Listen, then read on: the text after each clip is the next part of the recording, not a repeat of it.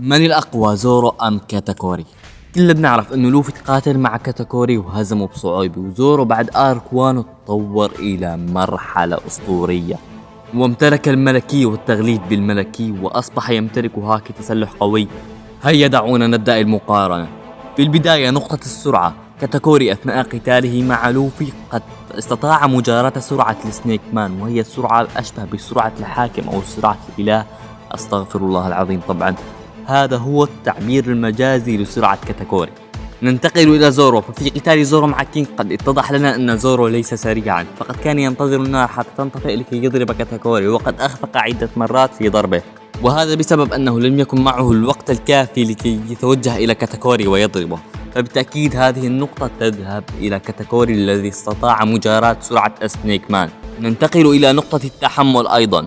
في قتال كاتاكوري مع لوفي قد طعن كاتاكوري نفسه لكي يتعادل مع لوفي الذي كان قد أصيب أيضا، ولكن هذا قد أثر كثيرا على ضرباته وعلى قوة هاكي التنبؤ الخاص به، فكثير من الضربات لم يستطع التنبؤ بها بسبب إصابته.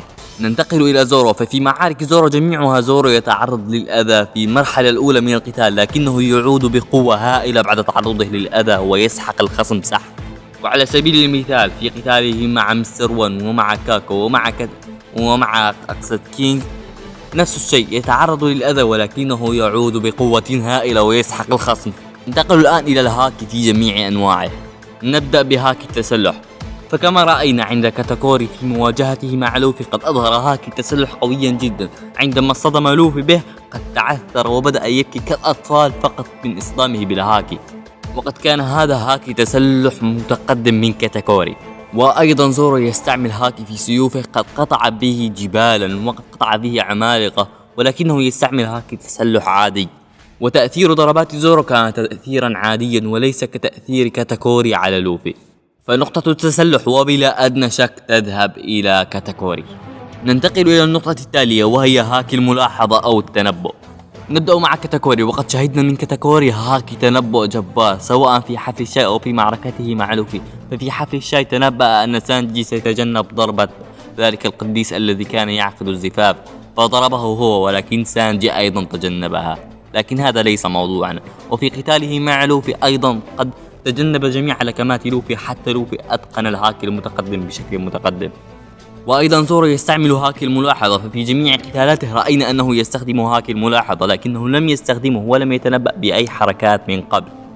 إذا فزورو لا يستعمل هاكي الملاحظة بشكل متقدم لمرحلة التنبؤ، وهو هاكي ملاحظة عادي، فبالتأكيد وبلا أدنى شك هاكي كاتاكوري هو الأقوى. ننتقل إلى النقطة الأخيرة وهي الهاكي الملكي. نبدأ مع كاتاكوري. ففي قتال كاتاكوري مع لوفي قد تصادم معه كثيرا بالهاكي الملكي، وشرارات الملكي تتبعثر هنا وهناك، لكن لم نشهد من كاتاكوري هاكي ملكي متقدم إلى مرحلة الريو أو التغليف. ننتقل إلى زورو. ففي قتال زورو مع ملك الوحوش كايدو قد أيقظ الملكي وقد ترك ندبة على صدر ملك الوحوش كايدو، وجميعنا نعلم أنك لو تصيب جسد كايدو بأي ضرر تحتاج إلى هاكي ملكي بشكل متقدم إلى مرحلة التغليف. وأيضا شهدنا الهاكي الملكي بالتغليف في قتال زورو مع كينغ.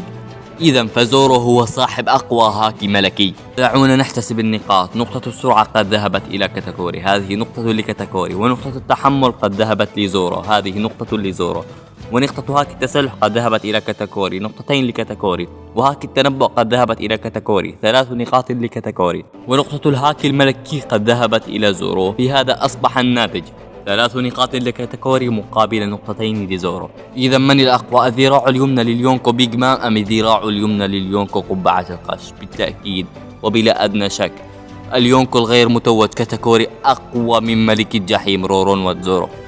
لو أعجبك المقطع ما تنسى اللايك والاشتراك بالقناة، ونلتقي في مقطع قادم.